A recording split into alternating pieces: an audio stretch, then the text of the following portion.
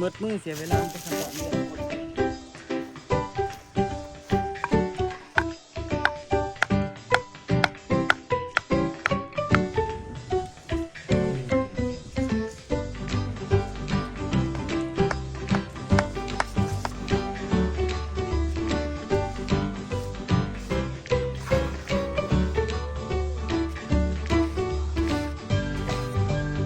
ทุกคนงานกอมือเดียวแล้วนะทุกคน2 คนเดียวขั้นรอบหน้านี่ตัวชีไวกว่านี้หลายคนเพราะว่าอันนี้เป็นครั้งแรกเนาะทุกคนมันเลยแบบลองผิดลองถูกเนาะคันว่ารอบต่อไปนี่ชีไวกว่าทุกคนเป็นไงครับสบายดีด้วยทุกคนเด้อสบายดีตอนแรงนะทุกคนสืบเนื่องจากคลิปก่อนนั้นอีพีตัวได้มาก็นี่ทุกคนเนาะตอนนี้นี่ก็สิมาสืบเนื่องต่อไปเลยมีวิธีกอไหมละ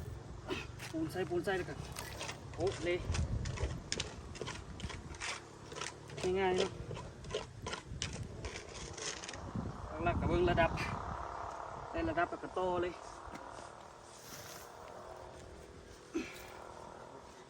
ไหว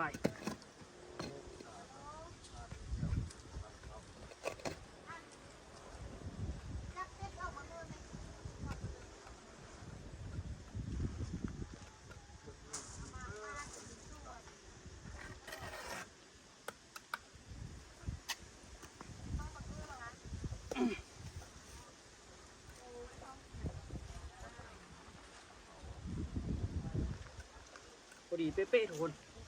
อันนี้มันเข้าล็อกก็ถือว่าเรียบร้อยแล้วทุกคนแล้ววันนี้ตัวจริงสิมาโบกปูนตัวนี้ก็ต่อนะทุกคนคือตอนนี้นี่วิธีนี้โคตรไว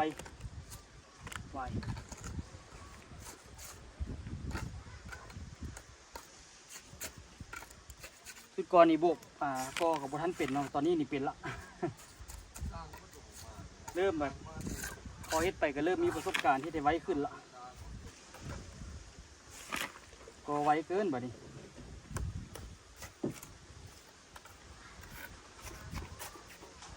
้ง่ายๆเลยทุกคนบอกไง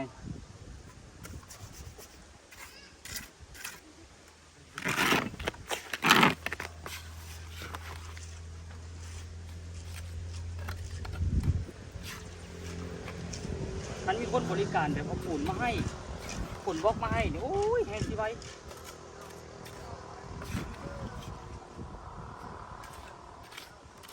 คือตะกี้ไอ้เราเป็นคนกอนะเจอเป็นคนปูนให้แล้วก็ส่งอะไรอิฐบล็อกทุกคนหรือว่าส่งอะไรก็ดิจี้ส่งอิฐให้เนาะแต่เดี๋ยวนี้นี่คือ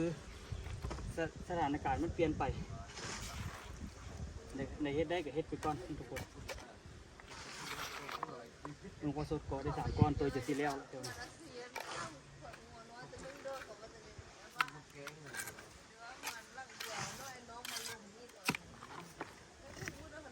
โคตรไวเดี๋ยวรู้สึกว่าระดับเริ่ม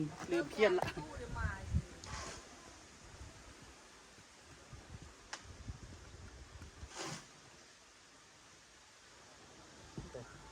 เดี๋ยวว่าได้รีวิวได้หรอแต่ว่าเพียบคือเขามาไหนดีวะ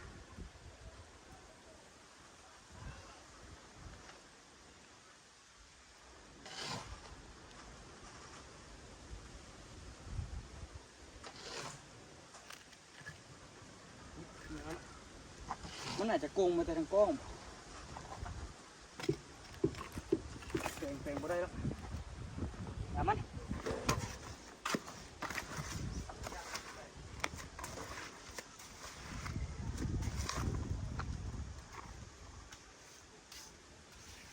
ปาดปูนก่อนเนาะก่อนเล่นเบิด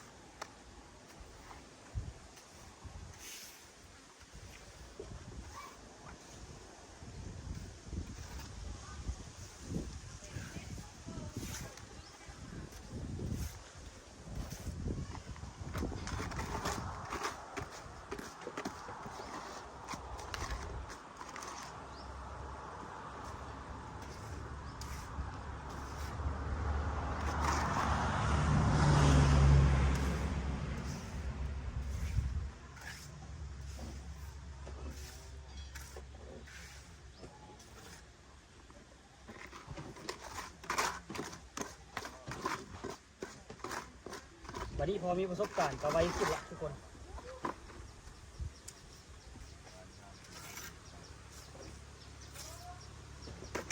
เขาเข้าที่ละบัดนี้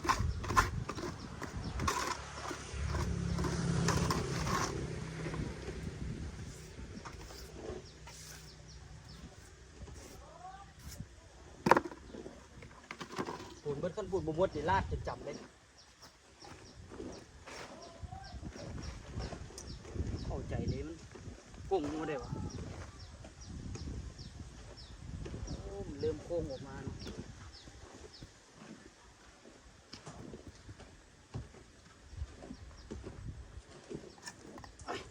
ไปตามเกียกนี่ละ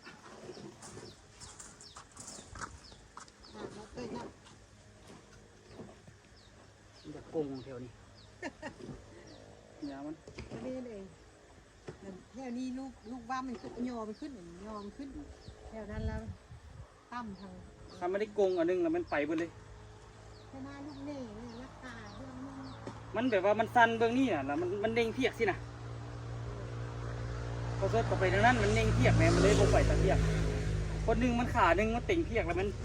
ไปหมดเลยคือสินะมันต่ำหน่อยทุกคนราคาเพียกเนี่ยมันเข้าขามันละเนบ่ได้แล้ว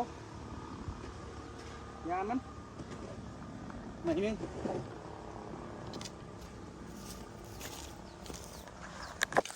มือเสียเวลาเป็นขั้นตอนนี้เลยทุกคน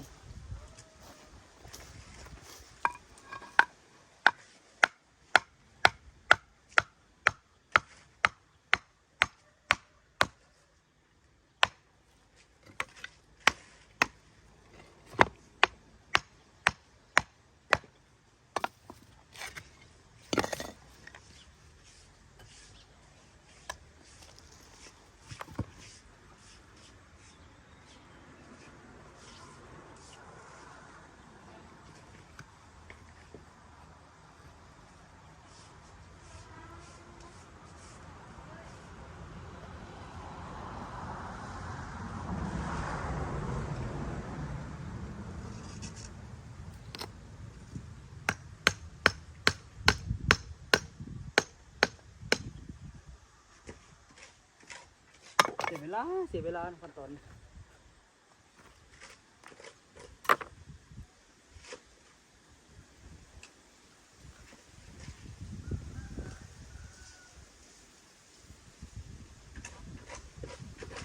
พ่อขานะพ่อคุณบริเต้งเพียงเนี่ยบริระดับจะเชื่อเถอะวะ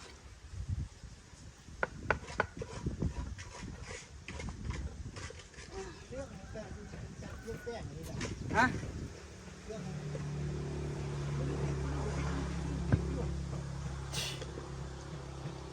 เกียดอันตรายเรื่องมันจะตุ้ยขาคาบมันโครงแข้งจะตุ้ยเนี่ย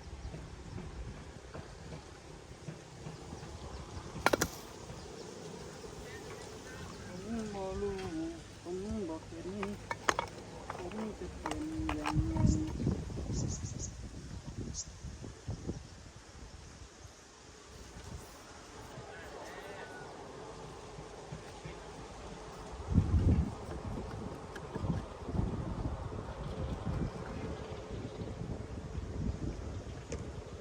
ตัวนี้เนี่ยเขาบุยากกันนะเสียก้อนบล็อกกันนะใหญ่เนี่ยทุกคน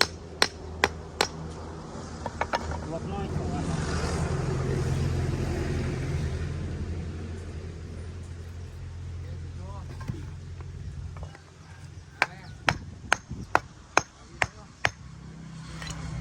จบเป็นน้ำไม้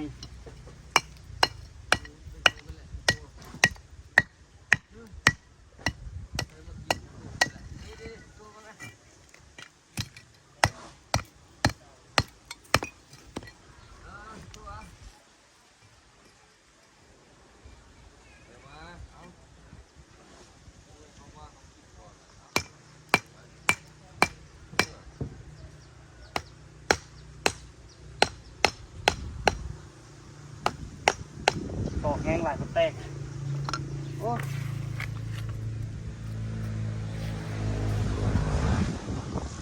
แต่ว่าประหยัดอันนั้นแต่ว่าเปลืองปูนเลยตัวนี้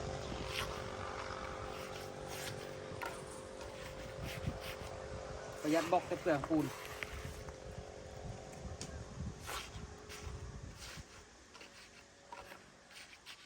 ปูนนี่ใส่ให้เหล็กกับพอ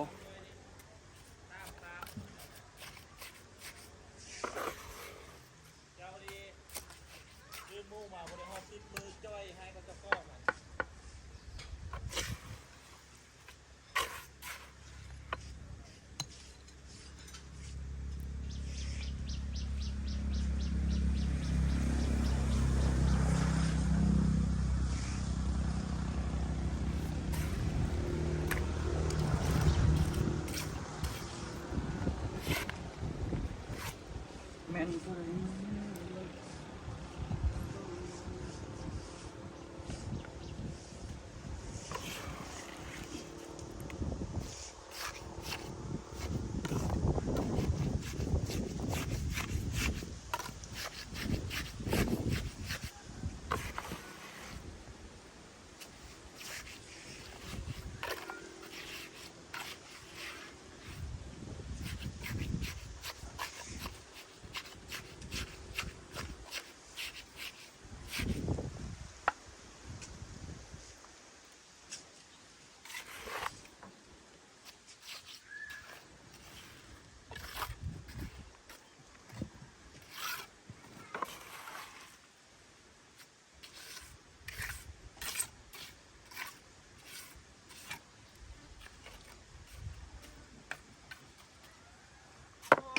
จบ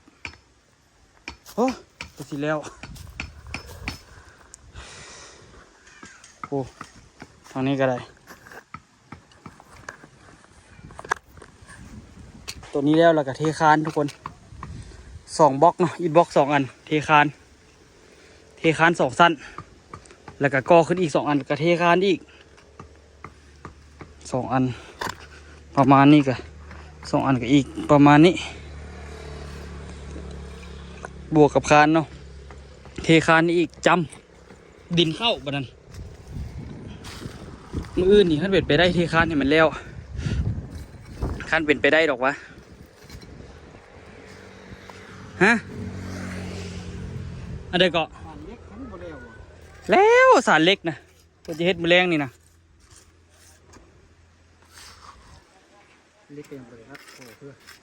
สารเล็กพะไดมีแต่ตัดเล็กไว้แล้วก็เอาขนาดไว้เดี๋ยวเพิ่นจะไปหัดนะปอกไว้สารลีนได้อยู่แรงนี่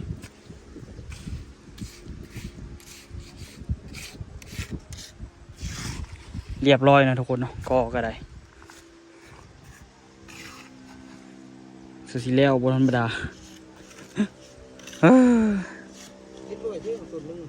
ฮะส่วนนั้นนะสบายสมันหนึ่งเหลือแจนี่ทุกคนแจนี่กับสิได้เฮ็ดคือกัน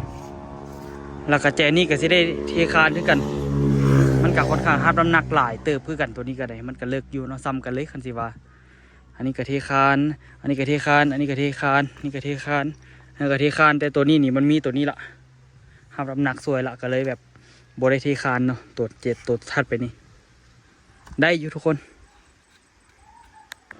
เดี๋ยวมาแทกตัวนี้ตัดมัดเลย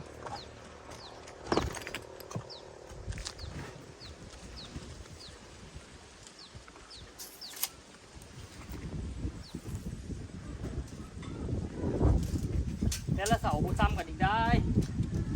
เก็บท่าเดี๋ยว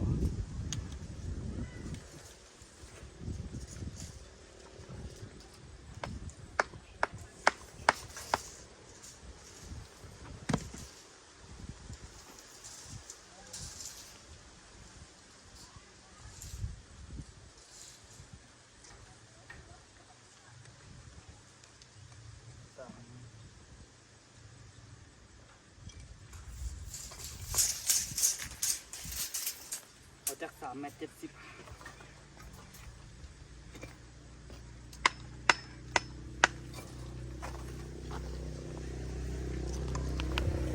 สำรวจหลักยาวหรือเปล่า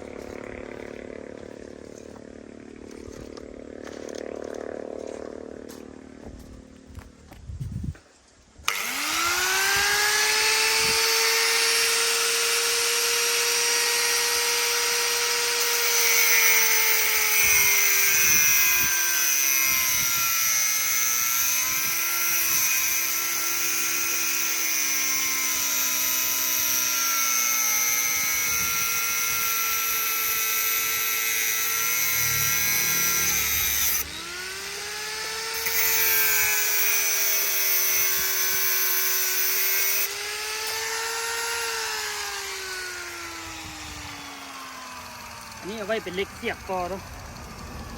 เหล็กเสียบคาน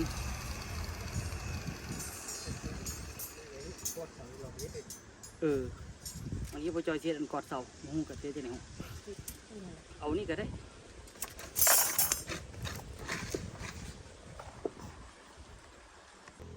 ตอนนี้ตัวตัดเหล็กแล้วเวลาทุกคนวางไว้คานปลาไว้เนาะมืออื่นนี่กะมัดเนาะมือนี้นี่กะตัวซีขดปอกนี่ให้มันแล้วดึกกับยามันเนาะสิเทก่อนะให้มันแล้วคือกันเดี๋ยวให้พอก่อท่าเดี๋ยวตัวซีตัดเหล็กปลาไว้แล้วกับมือนี้นี่บวขดแล้วขดบวแล้วนี่บวอาบน้ำสิบวนอน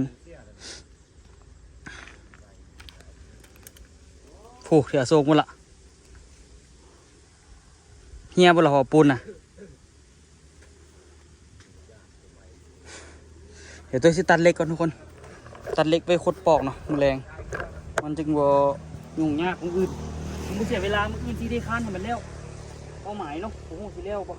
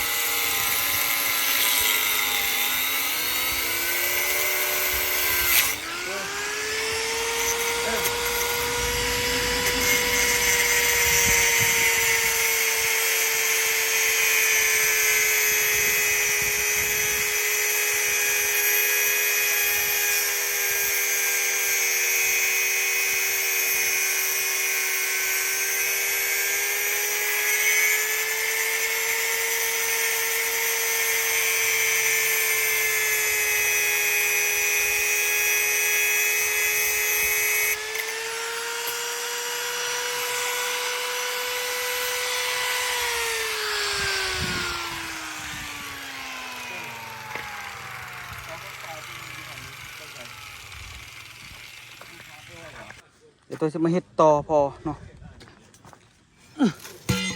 ให้มันแล้วไวๆ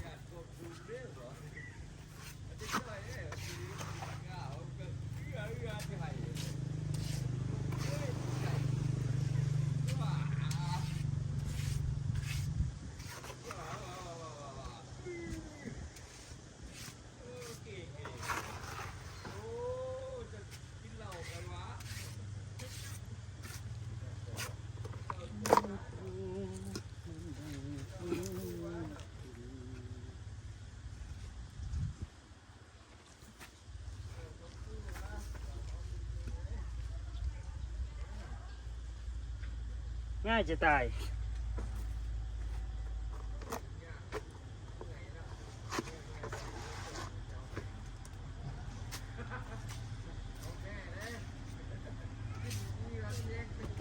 ตายเจี๊ยขาดพอ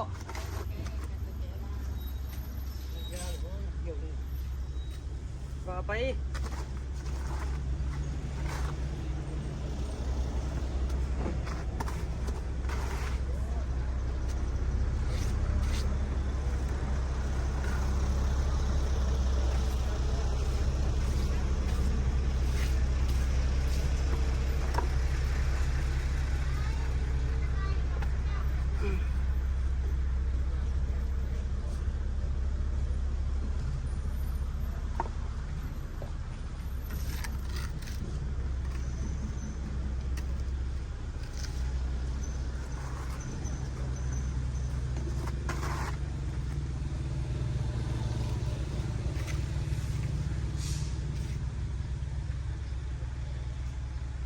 วัดบ่นี่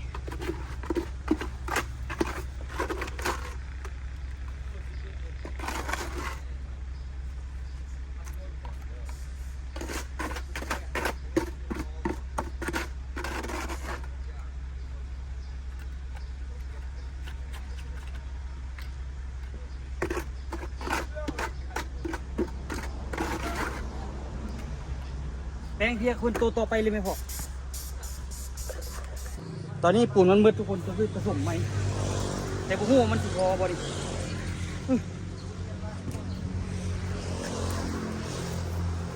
เวลาอยู่อ่ะ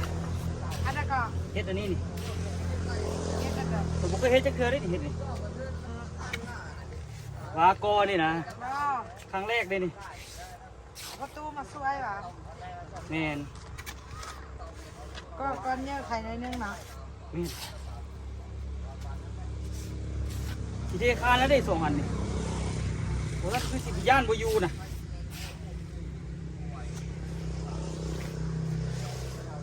นี่ก็ดินข้าวแล้วก็แล้วเนาะ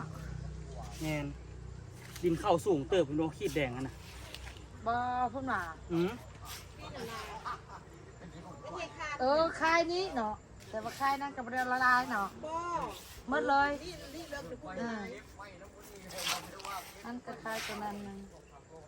แต่ว่าอันทางหน้านี่ก็เอาเลยตีบ่ทุบตี โอ้เละ บ่ทุกแพ้ อ่า ยังแน่น ตัวเอ็นนั่นนี่ตัวเอ็นดิ้งนั่นเดี๋ยวสัน ยิ่งใด ดิ้งนั่นเดี๋ยวเขาบุทับเอาว่ะ ฮะ ดิ้งนั่นเขาบุทับเอา ปะไปหั่นแหละ เทคานไปจุ่หันเอาว่ะ แม่น แล้วเขาจะเข้าเอาดินมาเรียกเพื่อนเอา บ่ท่านน่ะบ่ได้เทแล้วไปจู้หันมีแต่กอบล็อกขึ้นเลยมันบ่ได้รับน้ำหนักห ไป ลาย อ หรอก ย่างว่าแล้วไปเพิ่มขึ้นจังเทเนาะ แม่นทั้งหน้าบ่จริงเทกับมองทางเทิงนี้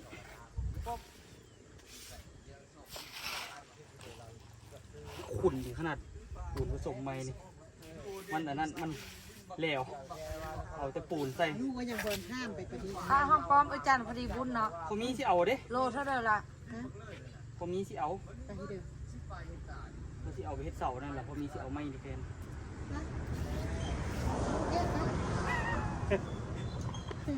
แต่สิซื้อเพิ่มอีกซื้อของพอมีเลยพอจอยว่า เอาเด้อ บุญคนแรกบุญคนแรกจะซื้อมาปั่นบุญได้มาปั่นเอาแทนบุญ เวลานั้นซื้อแค่ใบสกุล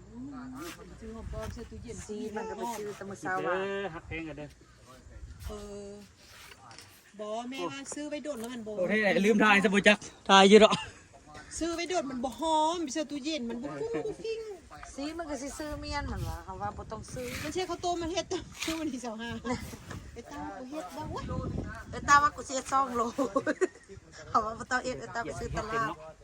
ซื้อจากอันฮะกินครอบครัวดีใช่ป่ะกินครอบครัวกับบ่ต้องว่าซาบกีไปซื้อตลาดเอาผู้หนึ่งซองบิงก็อิ่มละเดี๋ยวหัวตาเนื้อใหม่ว่า2 โลอันเลยซ้ำตัว เฮ็ดจากจับปลาซ่าดนตรีฮะนะเฮ็ดดนตรีน่ะจับปลาซ่าเลย จำภาษาเนี่ยมันทานอยู่นะ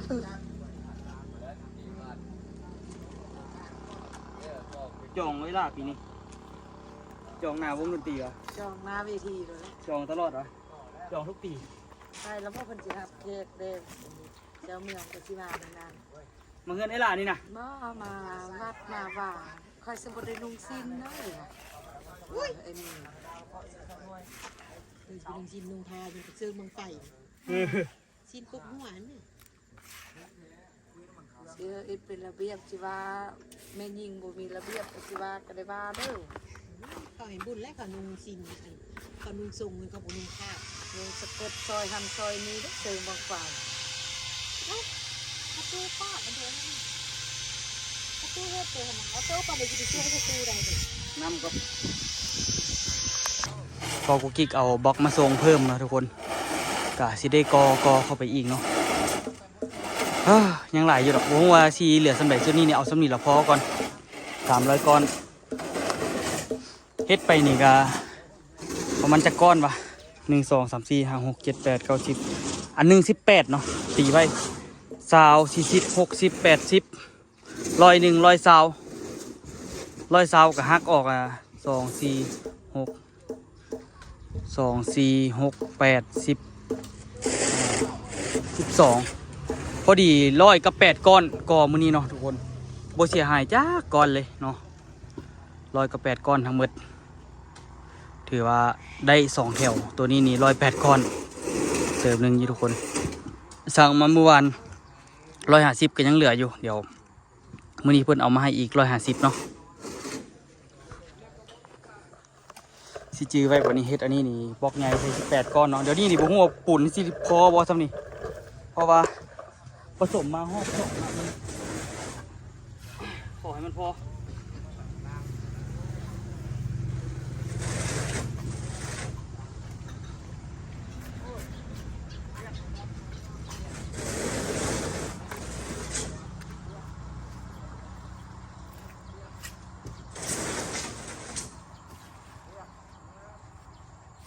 แน่นนี่ขนาดนี้ทุกคนเพราะว่ามีแต่ปูนซ้ายนี่เดียวนี่ขี่ข้านไปเอามันไก่ตักปูนใส่มันแข็งโคตรบันแข็งแค่แข็งวะ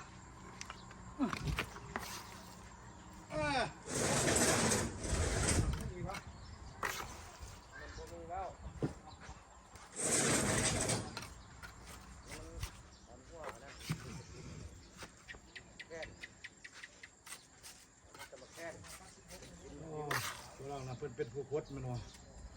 ฮะ เด็ก ไผ่ท่านเฮ็ดอย่างก็เฮ็ดนะบัวตีเวียกไผ่เวียกไผ่นะ นี่พวกเพื่อนก็แล้วนี่ แล้วตำบ้านเนาะ เป็นสั่นของพ่อแล้วตามกลางแล้วเนาะก็เป็นนักไวเลยเด้ แรกๆยังซ่าอยู่หลังๆมาเริ่ม ยายไปแล้ว มือเริ่มใน เสื้อที่เต็มร่างมันจะไว้ แมน เขาเห็นตัวเอ็ดนี่แหละไวเขาไวสำคัญมันคนนวดยอมเสื้แล้วเอานี่เสื้อเต็มร่าง มีเถื่อก้อนอยู่ฮะบ่เคย แม่ก็เสร็จเลยมันจังขัดว่าบอกยุดแล้วเราไปตัดเบิดมันบอกอย่ามองเบิดแล้วจ้ะ ก็กดลงงบลงเงิน จะขึ้นกับจะแข็งแกร่งดี เปิดก็ นี่ก็บ่เคยอ่ะ ขั้นตัดจะถึงกับมันเป็นแบบนี้ และสถานการณ์บีบบังคับเรียบร้อยโอ้ยปูดเหลือในนึงมีแหงเด้ปูดเหลือในนึงเดี๋ยวเอาไปเทใส่ตีนเสาจบข่าวเอานะ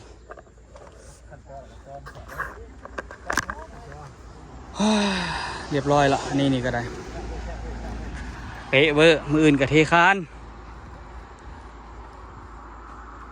ผ่านกันไปเปลี่ยนแผ่นนึงใส่แล้วมันบอก ไม่แป้นใส่อลิกตะปูตอกติดเทจวกโอ้สบายทางกลางเอาไม้ตอกใส่ในนึงมัดเล็กแล้วมันสิเสียเวลามืออื่น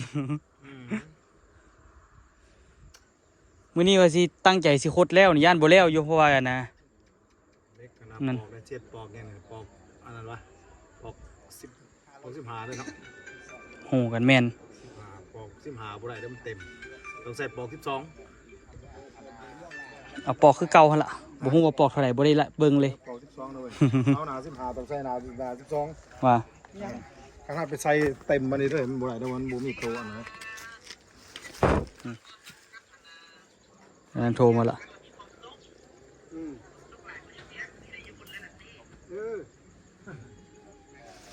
อันนี้นี่เฮ็ดก็มาเรียบร้อยแล้วนะทุกคนเนาะ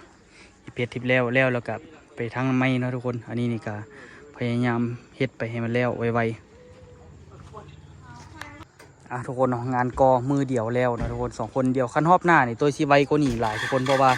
อันนี้เป็นครั้งแรกเนาะทุกคนเนาะมันเลยแบบลองผิดลองถูกเนาะคันว่ารอบต่อไปนี่สิไวกว่าทุกคนเป็นได้ฝากทุกคนเป็นกำลังใจได้ทุกคนเด้อสำหรับคลิปนี้ตัวขอตัวลาทุกคนไปก่อนแล้วเจอกันคลิปหน้าทุกคนพอสดกำลังงงกับการคดเหล็กอยู่ ตัวก็สิตัดเหล็กอันนี้แล้วก็สิคอดเหล็กอันนี้ท่ามือนี้คือสิบ่ได้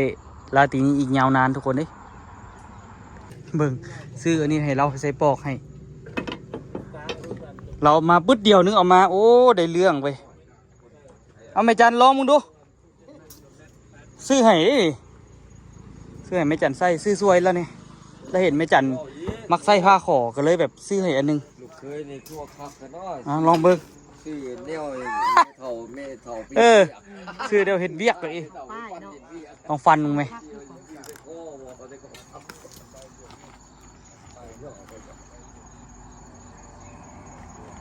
จัดอยู่อ่ะทุกฮะมันใหม่ๆเนี่ย ในเรื่องนะทุกคนเฮ็ดเวียกต่อก่อนพูดเรามาส่งละเราปล่อยคลิปมันกีบกันเลยให้เราขาดต่อ